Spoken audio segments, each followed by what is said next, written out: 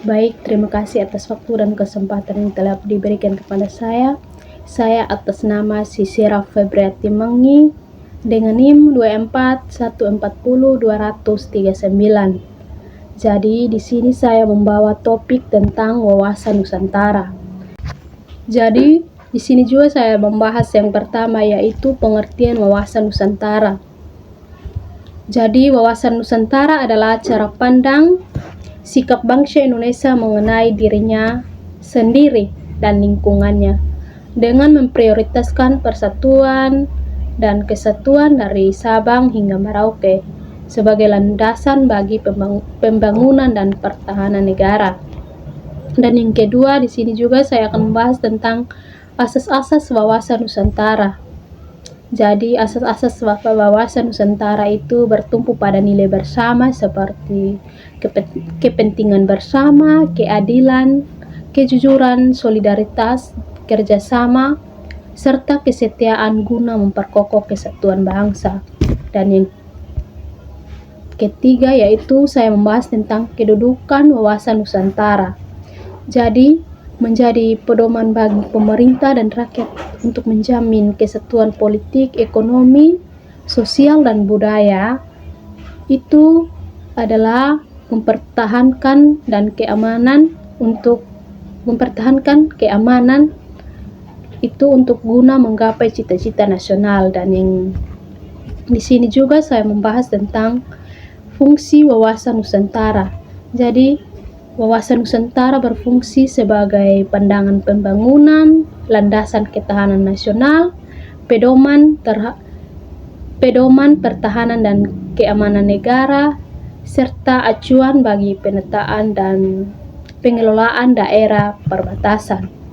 Dan di sini juga saya membahas tentang tujuan wawasan Nusantara. Jadi tujuannya itu ke dalam itu menjamin kesatuan, solidaritas, serta berbagai aspek, dan keluar itu menjadikan Indonesia aktif dalam kerjasama dan perdamaian internasional sesuai dengan nilai-nilai kemerdekaan dan keadilan sosial. Di sini juga saya membahas tentang unsur-unsur wawasan Nusantara. Jadi unsur-unsur wawasan Nusantara itu terdiri dari wadah atau struktur negara, isi, cita-cita bersama, dan tata laku itu adalah sikap dan tindakan yang bersama-sama mengarahkan Indonesia untuk tumbuh sebagai negara yang kuat dan martabat.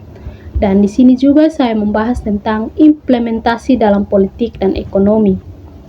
Politik pemerintahan yang demokratis, partisipasi masyarakat, ekonomi pembangunan, pemerataan daerah, kemandirian ekonomi, rakyat. Dan di sini juga saya membahas tentang implementasi dalam sosial, budaya, pertahanan, dan keamanan. Itu seperti menumbuhkan solidaritas antar daerah, menghargai keberagamaan, membangun pertahanan negara yang kuat dengan kerjasama sebagai pihak. Dan di sini juga saya membahas tentang wawasan Nusantara dalam pendidikan. Menanamkan nilai cinta tanah air, kesatuan dan persatuan, menghargai keberagamaan dan kesadaran untuk menjaga kekayaan alam dan nilai-nilai budaya Indonesia. Di sini juga saya membahas tentang wawasan Nusantara dalam ketahanan nasional, menjadi landasan bagi pembangunan dengan pola pikir dan sikap bersama untuk menjadi negara dari berbagai bentuk ancaman dan hambatan. Dan kesimpulannya yaitu wawasan Nusantara bukan hanya soal tempat, tetapi soal pola pikir, pola sikap, pola tindakan yang mengantarkan Indonesia pada kesatuan, kemajuan, dan daya tahan yang kuat menghadapi perubahan zaman.